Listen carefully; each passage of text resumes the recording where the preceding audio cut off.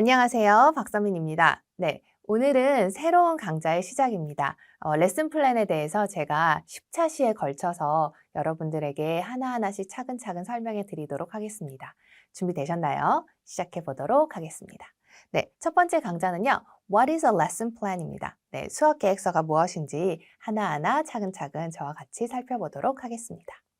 네, 먼저 레슨 플랜은요. 교사를 위한 계획서입니다. 말 그대로 수업 계획서잖아요. 네, 수업을 어떻게 진행할지 계획하는 그야말로 선생님 본인을 위한 네, 그러한 노트라고 생각하시면 됩니다. 근데 경우에 따라서는요. 뭐 선생님 수업하신 선생님 혼자 보는 계획서일 수도 있지만 예를 들어서 다른 선생님과 공유를 해야 될 경우가 있을 거고요. 아니면은 학교나 아니면 기관에 제출을 해야 되는 경우가 있을 거예요. 그럴 때는 조금 더 체계적인 네, 그리고 모두가 볼 수 있는 알아볼 수 있는 그런 계획서여야겠죠. 그래서 오늘은 수업 계획서의 전반적인 거에 대해서 저와 같이 함께 할 거고요.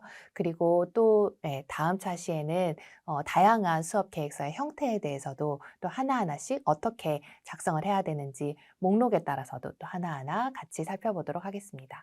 네, 수업 계획서이기 때문에요. 계획은 항상 시행하기 전에 작성을 해야겠죠. 그래서 수업 전에 당연히 만들어야 되는 것이고요. 그리고 수업에 대한 교육 과정입니다. 학습 궤적에 대한 자세한 설명이에요. 어떠한 식으로 시작은 어떻게 하고 중간은 어떻게 하고 그리고 마지막 마무리는 어떻게 해야 될지 그 쭉 그 하나의 경로, 여행, 일정에 대한 네, 하나하나의 세부적인 계획이라고 생각하시면 됩니다. 그리고 특정 수업을 진행하기 위한 교사의 지침서입니다. 뭐 저희는 지금 영어 수업에 대해서 준비를 하고 있지만요. 수업 계획서는 뭐 수학 수업을 위한 계획서가 될 수도 있고 과학 수업을 위한 계획서가 될 수도 있겠죠. 그리고 또 뭐 초등학생을 위한 수업의 준비가 될 수도 있고 중학생, 고등학생, 대학생 아니면은 성인을 위한 또 수업의 준비가 될 수도 있습니다. 이렇게 학습자의 연령 그리고 학습자가 어 배우고자 하는 그 과목 그리고 더 나아가서 오늘 배울 주제 뭐 예를 들면은 뭐 인물에 대해서 배운다 아니면 뭐 미국의 대통령에 대해서 배운다 아니면 미국의 대통령 중에서도 현재의 대통령 바이든에 대해서 배운다 아니면은 뭐 다른 또 대통령에 대해서 배운다 이런 식으로 특정한 주제에 따라서 저희가 계획을 세우는 매우 세심한 지침서라고 보시면 됩니다. 네, 그래서 레슨 플랜에는요, 목표, 학생들이 배워야 할 것이 포함이 되겠고요. 그리고 목표에 도달하는 방법, 네, 어떠한 식으로, 그리고 어떠한 절차를 거쳐서, 첫 번째 단계는 무엇이고, 두 번째 단계는 무엇이고, 또 세 번째 단계는 무엇인지, 이렇게, 그 스텝 바이 스텝이죠. 절차, 단계에 대해서도 또, 방법을 자세히 묘사를 해야 되고요. 그리고 목표가 얼마나 달성이 되었는지 측정하는 방법, 평가 방법에 대해서도 평가 방법도 포함이 돼요, 계획서에. 그래서 뭐 시험이 될 수도 있고요. 아니면 워크시트 가 될 수도 있고 아니면 숙제가 될 수도 있겠죠. 네, 그래서 그 한 수업을 이루는 전반적인 목표와 도달하는 방법 그리고 평가까지 이루어지는 것이라고 보면 됩니다. 네, 그리고 이 레슨 플랜에는요. 또 교사의 선호도가 있어요. 예를 들어서 의사소통 학생들이 참여를 더 많이 하기를 원하고자 하는 교사라면 네, 학생들의 참여를 더 많이 유도하는 네, 그러한 수업의 계획을 세울 수도 있고 아니면 뭐 큰 대규모 강의, 뭐 몇백 명이 듣는 그런 강의다라고 하면 네, 이렇게 학생들과 많이 의사소통을 하기는 소규모 수업에 비해서 상대적으로 힘들 수도 있어요. 꼭 그렇지 않을 수도 있지만 네, 그래서 뭐 대규모 수업에서 의사소통을 학생들과 하고 싶다, 적극적으로 하고 싶다라고 할 때는 제가 이제 또 다른 강좌, 멀티미디어 강좌에서 그 방법에 대해서 설명해 드리겠지만, 네, 일단은 그래서 어떠한 방법을 교사들이 더 선호하는지에 따라서 네, 수업 계획의 내용이 달라질 수도 있고, 그리고 아까 제가 말씀드렸듯이 다루는 주제, 네, 과목에 대해서도 다르고, 그리고 학생의 필요. 예를 들어서 뭐 시험 준비를 하는 네, 그런 수업이다. 토플 시험을 준비한다. 예를 들어서 그렇다면 네, 학생들을 막 이렇게 conversation이나 아니면 회화를 많이 시키는 것보다 네, 어떻게 하면 시험 성적이 높게 수업을 꾸려나갈 수 있는지에 대해서 네, 계획을 하는 게 더 효과적이겠죠. 네, 그래서 학생의 필요 그리고 학교 시스템이나 아니면 기관에서 요구하는 사항이 있을 거예요. 그 사항 역시 네, 잘 포함을 해서 네, 이렇게 수학 계획서를 작성을 해야 합니다. 그러면 왜 수학 계획서를 세워야 하는지 그 중요성에 대해서 함께 살펴보도록 하겠습니다. 네, 첫 번째로는요, 교육 모듈의 목표를 이해할 수 있습니다. 네, 수학 계획서를 세우면 그 모든 교육에는 이제 그 결과적으로 나아가고자 하는 그런 목표가 있잖아요. 네, 그 목표의 방향으로 나갈 수 있어요.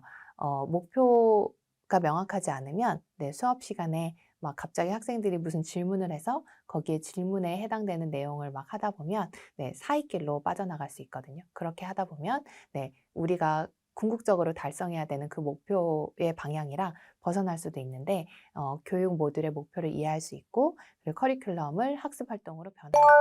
네, 전체 커리큘럼이 이렇게 짜여져 있는데 그 커리큘럼을 기반으로 한 네, 각각의 세부 수업은 어떤 식으로 작성을 해야 된다라고 계획을 짤 수가 있고요. 그리고 교육 자료를 평가와 일치시킬 수 있습니다. 네, 그래서 어떻게 평가하는지도 들어가기 때문에 네, 그 평가에 맞는 교육 자료를 만들 수도 있고요. 그리고 평가를 학습 목표에 맞추기도 하죠. 거꾸로. 네. 학습 목표에 맞게끔 평가를 할 수도 있고 또 평가를 학습 목표에 맞출 수도 있습니다. 그래서 결국에는 네, 학습 목표와 평가가 네, 같은 방향으로 가야 좋은 커리큘럼이 되겠죠. 그렇기 때문에 네, 학습 목표, 평가 둘 다를 한꺼번에 잡을 수 있는 게 학습 계획서이고요. 그리고 교육 자료 활용에 또 확인을 할 수 있습니다. 교육 자료가 제대로 활용이 되었는지 네, 확인을 하기 위해서 모든 수업을 다 끝나고 나서 이렇게 기억으로 되살리는 것보다는 수업 계획서를 딱 보면 네, 어떠한 자료를 썼는지 한꺼번에 확 보이기 때문에 더 확인하기가 용이하고요. 그리고 학생의 개별 학습 요구사항을 신중하게 해결할 수도 있어요. 학생들을 1대1로 수업하는 게 아닌 이상 네, 학생들마다 다 잘하는 것, 그리고 필요로 하는 것이 조금씩은 다를 수 있잖아요. 네, 그럴 때 학생들이 원하고자 하는 것을 신속하게 해결해 주면서도 또 그 학습 커리큘럼이 궁극적으로 나아가고자 하는 그 방향에 대한 방향성을 잃지 않도록 하는 것이기 때문에요. 그래서 학습 계획서의 작성은 매우 중요합니다. 그리고요, 또, 이 수업 계획서는요, 교사를 위한 수업 계획서예요. 효과적인 수업 계획은 교사 자신의 성공과 행복에도 기여합니다. 제가 벌써 오래됐어요. 한 15년 전쯤에 네, 저 역시 중학교 교사를 잠깐 했었거든요. 지금 이 강의를 들으시는 선생님들 중에 학교에서 근무하고 학생들을 가르치는 선생님들도 있으실 텐데 제가 이제 중학교 교사를 하기 전에 대학생 때죠. 네, 잠원동에 있는 S모 중학교에 네, 교생 실습을 갔어요. 네. 교생 실습을 가서 이제 저희 때는 그때 제가 교생 실습을 갔을 때 한 10여 명 정도의 교생이 한꺼번에 그 S 중학교에 있었거든요. 네. 한 교생이 대표로 이제 대표 수업을 해야 했었어요. 그래서 저희가 어떻게 할까 막 서로 안 하려고 하겠죠. 네. 어 자발적으로 하고자 하는 지원자가 없어 가지고 저희가 제비뽑기를 해서 다행히 저는 아니었고 네, 국어 선생님이 이제 교생 대표 수업을 하게 됐었는데 네. 선생님이 너무 떨리셨나 봐요. 그래서 그 수업에 네, 이미 20분 밖에 지나지 않았어요. 그런데 수업 준비한 것을 다 네, 소진하신 거예요. 그래서 남은 시간 동안 막 어쩔 줄 몰라 하셨던 정말 네, 굉장히 당황하셨던 예, 기억이 있어요. 그런 경험이 있는데 이렇게 특히나 네, 경력이 이렇게 짧은 아니면은 뭔가 새로운 주제, 새로운 과목을 시작할 때 네, 선생님들이 막 긴장하시면 네, 머릿속으로는 대충 뭐 이러이러한 것들을 해야지라고 잘 생각을 하셨을지 몰라도 수업 계획서 이렇게 꼼꼼하게 시간 분할을 하지 않으면 예, 그런 상태로 수업을 들어가면 수업이 생각했던 것처럼 진행이 되지 않을 수도 있어요. 네. 수업은 1시간 수업인데 예를 들어서 내가 준비한 것을 30분 만에 끝내버렸어요. 그러면 그 나머지 30분을 채우기 위해서 교사는 매우 당황스럽게 되겠죠. 네, 그래서 그러한 네, 교사의 당혹감을 네, 또 당황하지 않도록 네, 준비할 수 있는 단계가 이 수업 계획서예요. 그래서 교사를 위한 것이고요. 그리고 교사는 학생들을 지원하기 싶기 때문에 가르치잖아요. 학생들이 이렇게 잘 성취를 하면 네, 그에 대해서 굉장히 보람도 갖고 네, 학생들이 원하고자 하는 바를 성취했을 때 네, 내가 이렇게 교사를 하기를 가르치는 직업을 선택하기를 잘했다라는 생각이 들 텐데 네, 이렇게 그 수업이 성공적이거나 학생이 평가에서 좋은 성적을 거둘 때 직업 만족도가 올라가잖아요. 능숙하게 계획된 수업은 교사의 자신감을 높여줍니다. 그렇기 때문에 네, 학생들이 성취도가 높아지고 그로 인해서 네, 직업의 만족도가 높아지는 네, 그러한 또 중요한 역할을 하는 것이 수업 계획서입니다. 그리고 다음에 일어날 일보다 교사들과의 상호작용에 더 집중할 수 있게 함으로써 가르치는 행위를 더 즐겁게 해요. 이 얘기는 무슨 얘기냐면 네, 학습 계획서에 이미 뭐 어떠한 역할을 하고 어떠한 활동을 할지 다 계획을 세워놨잖아요. 그래서 뭐 시간이 이렇게 많이 남았는데 내가 뭘 하면서 이 나머지 수업을 진행하지라는 그러한 고민보다는 이미 계획이 다 짜여져 있기 때문에 학생에게 조금 더 집중할 수 있는 거예요. 네. 학생이 "선생님 이게 뭐예요?" 라고 질문을 했을 때 이 학생이 여기에 대해서 부족하구나 하고 네. 조금 더 보충을 해줄 수도 있고 거기에 집중할 수 있죠. 왜냐하면 그다음 단계의 수업이 다 준비가 되어 있기 때문이에요. 네. 계획을 잘 세우면 그래서 교실에서 하루에 필요한 용품을 구입하거나 재료를 만드는 마지막 순간의 노력을 피함으로써 시간을 절약할 수 있습니다. 수업 계획서를 작성을 하면 어떠한 활동을 할지를 계획하는 것뿐만 아니라 그 활동에 필요한 여러 가지 유인물이라든가 아니면은 재료, 뭐 펜이면 펜, 종이면 종이 이러한 것들을 미리 다 구입을 해 놓게 되겠죠. 그러고 수업 시간에 필요한 것들, 재료를 다 들고 자료를 들고 그리고 아이디어까지 머릿속에 있으면서 혹은 수업 계획서를 그냥 들고 들어갈 수도 있겠죠. 네, 그렇기 때문에 시간이 굉장히 또 절약이 돼요. 그리고 교사는 회수하는 시간을 자신이나 회수된 그런 절약된 모든 시간들을 자신이나 삶의 다른 부분을 위해 사용할 수도 있어서 일과 삶의 균형을 높일 수 있습니다. 네. 그리고 또 다른 이 수학 계획서의 중요성은요. 효과적인 커리큘럼을 전달할 수 있습니다. 네, 추상적인 수준에서 커리큘럼은 학습 과정에 어떤 요소가 포함되는지, 어떻게 가르치고 테스트하는지에 대한 고려와 같은 이러한 다양한 고려를 포함한 교육의 다양한 측면을 포함을 합니다.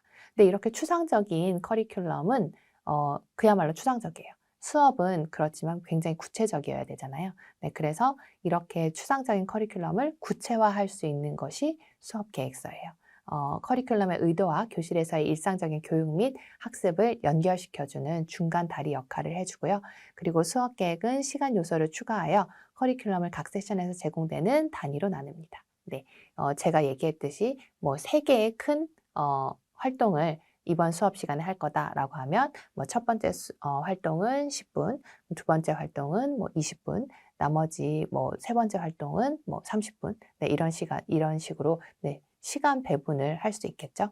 그리고 일반적으로 교사는 개발된 커리큘럼을 교실의 실행 계획으로 변환하여 학생들의 교육 및 지식을 과제에 통합시킬 수 있습니다. 네, 그리고 또 다른 수학 계획서의 중요성은요. 학생 평가입니다. 네. 수업 계획은 커리큘럼의 목표에 대한 설명과 학생의 목표 달성을 측정하는 방법을 포함하는 것으로 변환을 해줘요. 그래서 학생 학습을 위한 명확한 일일 목표로 변환이 됩니다. 네, 이 평가를 딱 정해놓으면은 이 평가에 좋은 결과가 나오게끔 학습 목표를 세울 수 있겠죠. 네, 그래서 평가 방법에는 시험이 있을 수도 있고요. 아니면 숙제가 될 수도 있어요. 네, 그리고 그러니까 꼭 수업 시간 내에 할 필요는 없는 거죠. 네, 수업 시간에는 이러이러한 것들을 가르치고 배우고, 네, 그리고 학생들이 잘 이해했는지는 이제 숙제를 통해서 네, 확인을 할 수 있겠죠. 그래서 숙제가 또 평가가 될 수도 있겠고요. 그리고 또 그룹 작업을 할 수도 있어요. 네, 꼭 개별적으로 개별 학생을 평가할 필요가 없고요. 네, 그룹 활동을 학생들한테 제시해서 네, 각각의 그 그룹 활동 안에서 각각의 역할을 잘 수행하고 그래서 같이 네, 어떠한 결과물을 만들어내는 거죠. 네, 그렇게 또 평가를 할 수도 있습니다. 그래서 상황을 고려하면서 특정 목표에 평가를 맞추는 것이고요. 네, 그리고 교사가 학습 활동을 설계하기 전에 평가를 먼저 설계하기도 해요. 어떠한 선생님에 따라서는 학습 목표를 세우고 평가를 하기도 하지만 평가를 먼저 설정을 해놓고 그 평가에 맞도록 학습 목표를 설정할 수도 있어요. 네, 제가 그 방법에 대해서는 뒤에 가서 조금 더 자세히 설명을 드리고요. 오늘은 그 수업 계획서의 1차시기 때문에 수업 계획서의 전반적인 정의와 그리고 중요성에 대해서 다뤄보도록 할게요. 그래서 명확한 학습 목표를 중점으로 수업 계획서를 작성을 하면 교사가 학생과 교실 환경을 고려하며 가장 적합한 평가 유형을 유연하게 선택할 수 있습니다. 제가 앞에서 말씀드렸죠.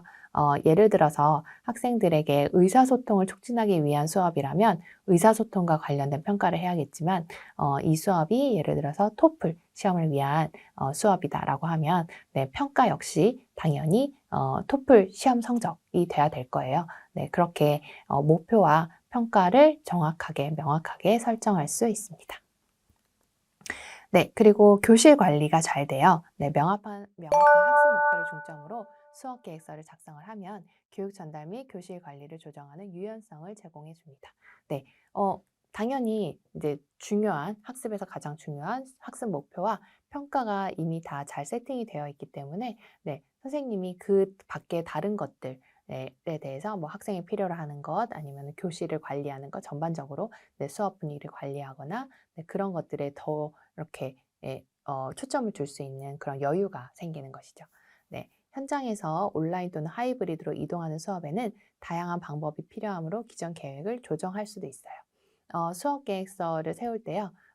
제가 앞에서 고려해야 되는 다양한 것들이 있다고 했잖아요. 뭐 학습에 대한 과목 아니면 학습자의 필요성, 뭐 주제에 따라서도 다르게 설정을 해야겠지만 수업을 전달하는 형태, 요새는 온라인 수업도 굉장히 많이 진행을 하잖아요. 그래서 이렇게 오프라인으로 대면 수업을 하는 것이 아니라 온라인으로 수업할 때는 또 온라인 환경, 그런 교실 환경을 또 생각을 해야겠죠. 고려를 해야 될 거고 요새는 또 하이브리드도 많이 해요. 하이브리드라는 것은 100% 대면 수업도 아니고 100% 온라인 수업도 아니에요. 대면 수업이랑 온라인 수업을 합쳐가지고 뭐 한 번은 온라인 수업, 한 번은 대면 수업 이렇게 하는 것을 하이브리드라고 하거든요. 그래서 그러한 경우에는 또 다른 또 교실 세팅이 필요하겠죠. 그래서 그러한 경우 역시 다 고려를 하면서 수업을 계획할 수 있기 때문에 그래서 수업 계획서를 작성하는 것이 중요합니다. 이러한 상황은 학습 환경에 관계없이 수업이 작업에서 작업으로 원활하게 이동하도록 하는 수업 계획서의 중요성을 강조해 주는 것이죠. 그 수업이 하이브리드든 온라인이든 대면 수업이든 우리가 학습 목표로 설정한 것에 도달해야 되기 때문에 그렇게 학습 계획서를 잘 세워놓으면 어떠한 형태이든 간에 수업이 어떠한 형태이든 그 목표에 달성할 수 있게 되는 것이죠. 사전 수업 계획은 학습 전달 방법에 대한 고찰을 미리 함으로써 수업 시간에는 학생들과의 상호작용에 집중할 수 있게 합니다. 그리고 또 다른 수업 계획서의 중요성은 더 많은 성공적인 학습을 창출을 합니다.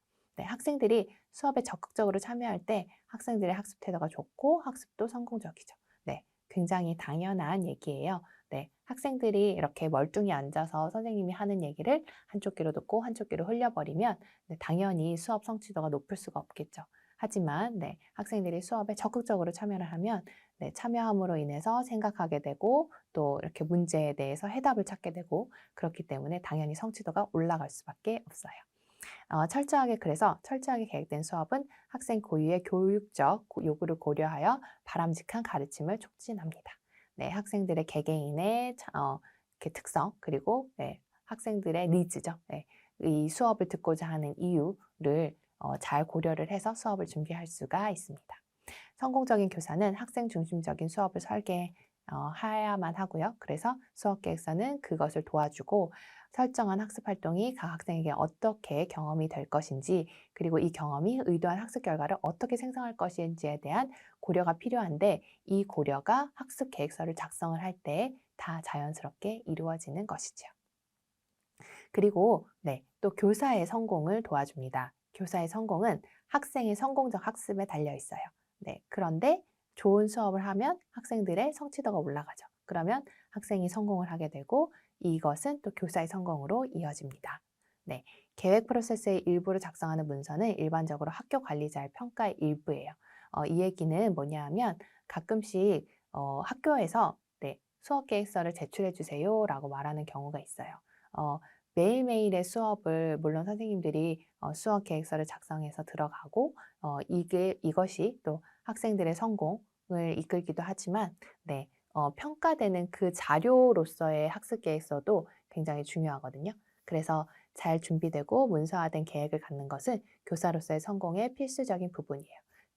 이렇게 평가받는 문서를 잘 제출을 해서 네 그래서 좋은 성적을 받으면 좋은 평가를 받으면 네 그 교사는 또 네 좋은 평가를 받으니까 당연히 기관이나 학교에서 성공할 수가 있겠죠. 네 그리고 수업 계획서는 계속 가르치면서 늘어나는 지식의 저장소예요. 어 이 수업 계획서를 작성해 보신 분들은 아시겠지만 1 시간의 수업을 계획하기 위해서 막 5 시간 혹은 10시간의 수업 계획 시간이 필요해요. 근데 모든 수업에 365일 매년 똑같은 그러니까 매년 다른 그런 수업 계획서를 작성을 하기에는 너무 시간적으로 불가능해요. 그렇기 때문에 어 한번 수업 계획서를 작성을 해 놓은 것은 그다음 수업을 또 가르칠 때 만약에 같은 주제 비슷한 주제 그리고 비슷한 연령대에 비슷한 필요로 하는 학생들을 가르친다면 약간의 수정만 하면 그 수업 계획서를 그대로 쓸 수 있기 때문에 이 수업 계획서가 이렇게 차곡차곡 쌓이면 개인의 그 교사의 엄청난 데이터베이스가 되는 거거든요. 수업을 위한 데이터베이스가 되기 때문에 지식의 저장소라고 할 수 있고요. 그리고 전문적인 성장을 위한 수업 계획서의 중요성은 부인할 수가 없습니다. 그래서 수학 계획서를 준비하고 복습하는 좋은 습관을 기르면 성공을 위한 기반을 마련하는 데 또 도움이 됩니다. 네, 오늘은 이 학습 계획서가 무엇이고 그리고 어떠한 요소들이 들어가고 그리고 왜 중요한지에 대해서 알아보았습니다. 네, 다음 시간에는 또 학습 계획서의 세부 내용에 대해서 하나하나씩 살펴보도록 하겠습니다. 감사합니다.